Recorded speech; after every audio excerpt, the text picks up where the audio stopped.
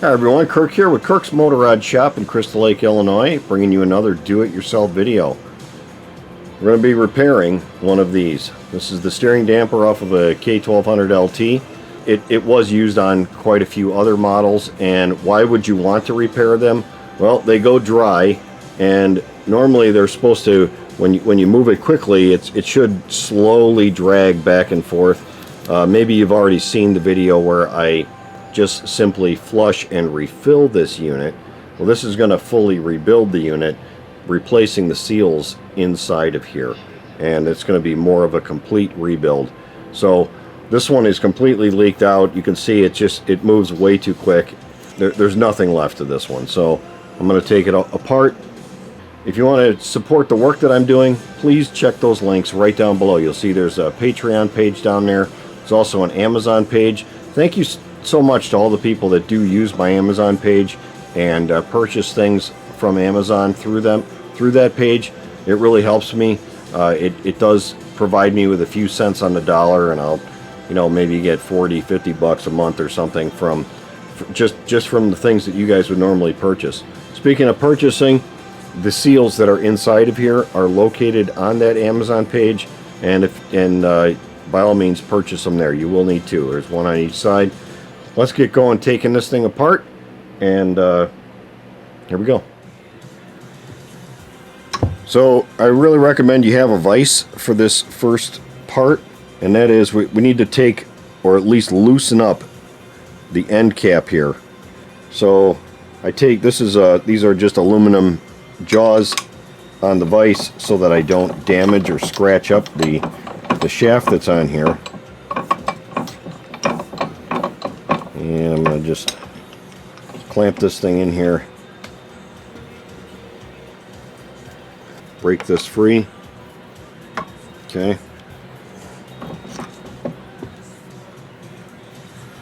Next, I'm going to turn it upside down here.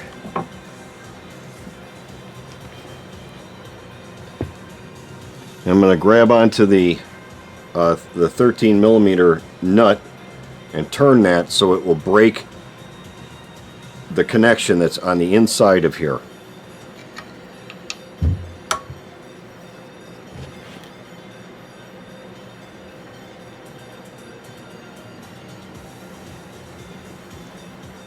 So I'll twist it out most of the way.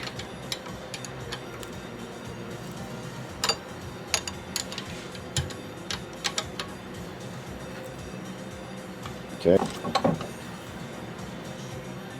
I'm going to remove this cap that's at the end. Set that down.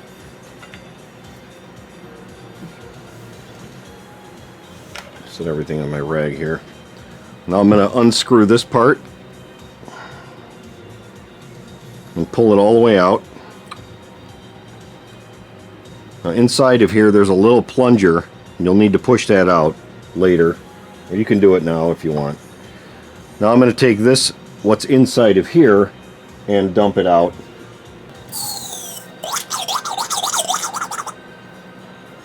You can see that stuff inside there just looks like sludge now. There wasn't much in here. Next we're going to remove the snap ring that's right inside of here. There's a snap ring, and we're going to have to remove that.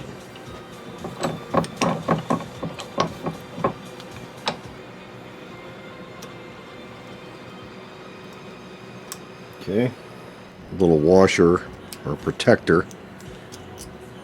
So we pull that off. And then the last part we have that seal that's right there. There we go. You can see it's 8 millimeters here. The one that I have that will replace this and works just great is a 7 millimeter. If you can find the ones that are 8 millimeters, by all means do so. I know that they're out there, but they're tremendously expensive. They're like $35 a piece versus I think $12 or $13 on Amazon for the one that's 1 millimeter less. I've had no problems at all with these others to replace them. Okay, so now we have this part of the tube is open, but what we need to do is we need to remove the other side.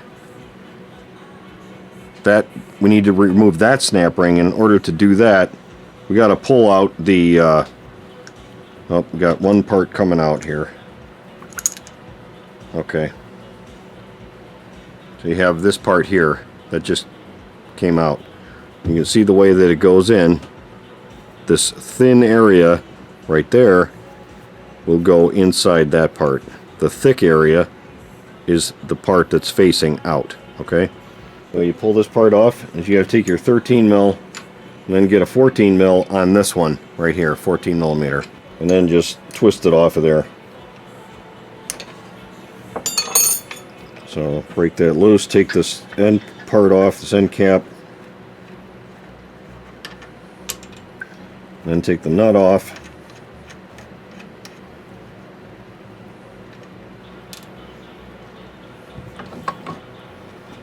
Now you should be able to push it all the way through and pull this end out.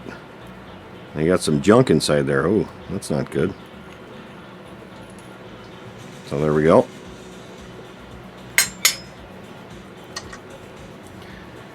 Now we got a completely empty tube except for the end. And we're going to just do the same procedure on this end. Pull the snap ring off. Pull out that little steel part. And then pry the seal out with the wrong screwdriver, as usual. I should just put that thing away.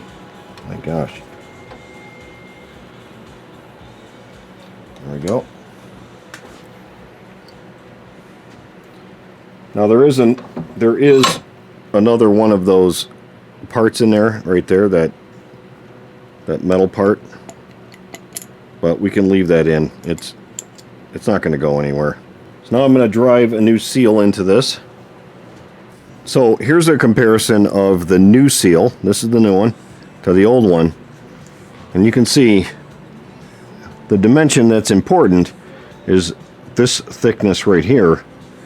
It is exactly the same as this one. Okay, so this is the by 8 seal, and where they get that by 8 is this part here that sticks up. The little, like the shaft wiper, I guess it would be. So it's the same seal. It just looks a little bit different. So let's press this in and find an appropriate socket that will drive that in. All right, in this case this is a 14 millimeter.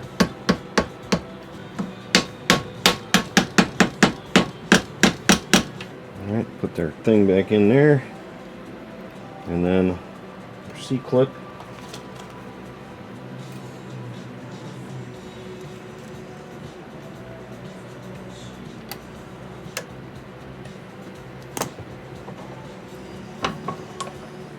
So we're going to just go ahead and insert that back through.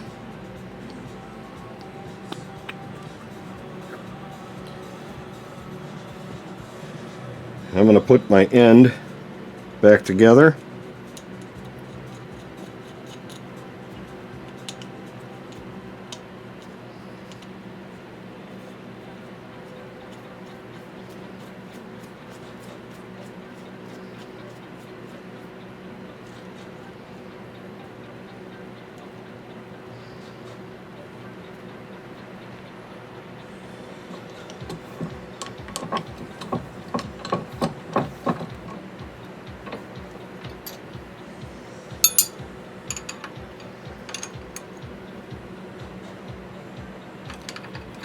Okay, now back over on this side. We'll take a part here. Remember, it goes, the thin end goes down. Set that in. Take our seal, our new seal.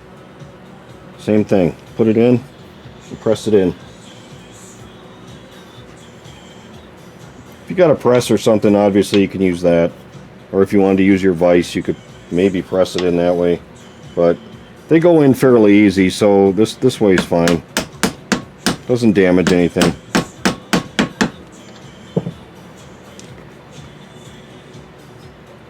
Take our our washer, and our C clip. There we go. If you want me to do this rebuild for you, you can certainly send it to me and I'll do that. Charge isn't too expensive to do that if you wanted to pull yours off and mail it to me. So now I'm going to go ahead and fill up this with, I use 7.5 weight, and the way I get to there is by mixing half and half, 5 weight and a 10 weight. You can, if you can find a 7.5 or even an 8, you know, if that's available to you in fork oil, then go ahead and use that. But that's what I refill these with. So put some in there. Then you're going to slowly exercise the bottom of it down a little bit, and it will draw the fluid inside of itself here. This can get a little messy. Just be ready for it with some rags or something. Definitely doesn't take a whole lot. So when you pull this part off of here, if you do get it confused as to which way it goes, just take your end and try to feed it into one of the sides. And whichever one it feeds into, you know that's the end.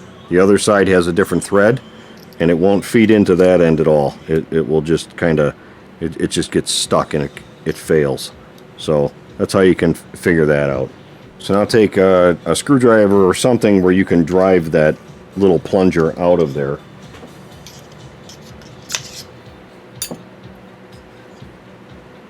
Looks like that.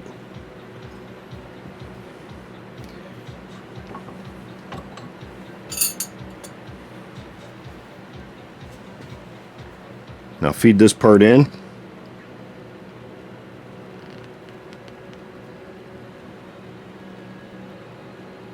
This is where it gets a little messy. That's why I have the rag here. And you're going to twist that down until it stops.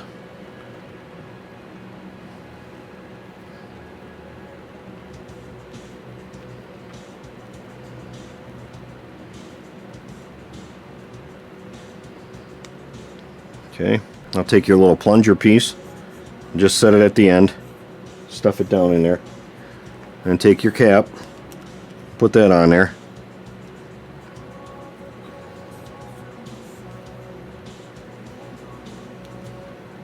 I take the screwdriver then and square this down, tighten it down a little bit, and then back it off again. Make sure that this thing is operating correctly. And then I go ahead and snug it up again.